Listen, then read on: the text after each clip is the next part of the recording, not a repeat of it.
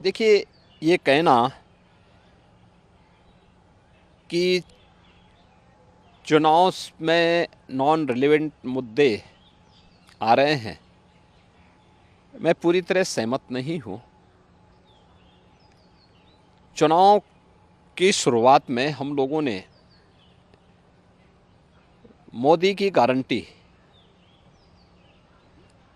जो विकास, सुशासन और सुरक्षा से जुड़े हुए थे, इन्हीं मुद्दों को हम लोगों ने जनता जनार्दन के सामने रखा था और पहला चरण इसी दिशा में आगे बढ़ा था। लेकिन इसी दौरान पहले चरण के ठीक पहले कांग्रेस और इंडी गठबंधन का जो सबसे बड़ा जो सहयोगी है वह कांग्रेस पार्टी का घोषणा पत्र सामने आ गया। कांग्रेस पार्टी ने अपने मैनिफेस्टो में जिन बातों का उल्लेख किया है वह भारत जैसे दुनिया के सबसे बड़े लोकतंत्र के लिए एक बहुत खतरनाक संकेत करता है। और चूंकि कांग्रेस का इतिहास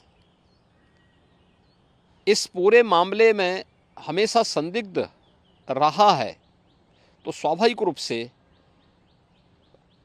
ये मुद्दे प्रासंगिक हो जाते हैं। हमने विकास के मुद्दे पर पिछले 10 वर्ष में मोदी जी के जो कार्य हुए हैं, इंफ्रास्ट्रक्चर के क्षेत्र में, सुरक्षा के क्षेत्र में, आत्मनिर्भर भारत के लिए गरीब कल्याणकारी योजनाएं थी, इन्हीं मुद्दों को लेकर के हम तो चुनाव में गए थे। लेकिन उनके मैनिफेस्टो ने हमारा ध्यान आकर्षित किया इस ओर।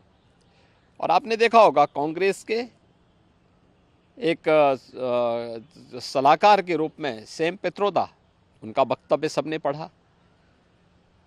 कांग्रेस ने इससे पहले यूपीए गवर्नमेंट के दौरान रंगनाथ मिश्रा कमेटी और सच्चर कमेटी की रिपोर्ट कांग्रेस ने की थी। कर्नाटक में कांग्रेस नेतृत्व की सरकार है और कर्नाटक की कांग्रेस नेतृत्व की सरकार ने जिस तरीके से पिछड़े वर्ग के आरक्षण के लाभ में ज़बरदस्ती मुस्लिमों को घुसेड़ करके और उनके अधिकार में बंदरबांट करने और उसमें लूट करने की शुरुआत प्रारंभ की है, ये सभी संदेह पैदा करता है। एक दूसरा, जो विरासत टैक्स की बात कांग्रेस कर रही है, यह भी एक खतरनाक इशारा है।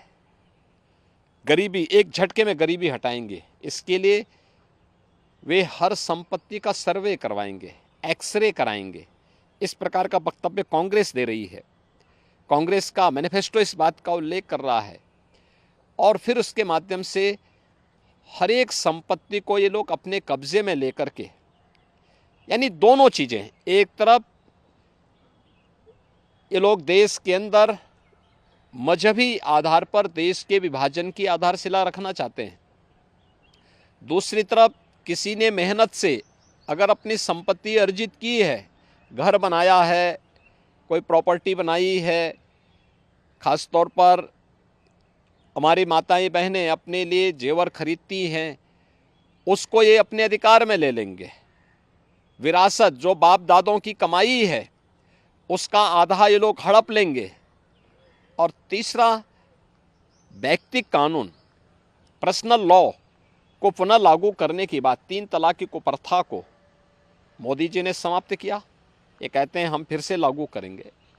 यानी महिलाओं का इससे बड़ा अपमान हो ही नहीं सकता। तो स्वाभाविक रूप से इस देश का विभाजन जिन कारणों से हुआ था, अगर कोई राजनीतिक दल आज के दिन पर भी उन मुद्दों का उल्लेख करते हुए देश को उधर ले जाने का प्रयास करेगा तो उसका विरोध हर हाल में होगा। भारत के अंदर नक्सलवाद पूरी तरह समाप्ति की ओर है। अगर नक्सली और माओवादी प्रवृत्ति को फिर से भारत के अंदर पनपाने का प्रयास होगा, उसका पुरजोर विरोध होगा। भारतीय जनता पार्टी इसको कतई स्वीकार नहीं कर सकती।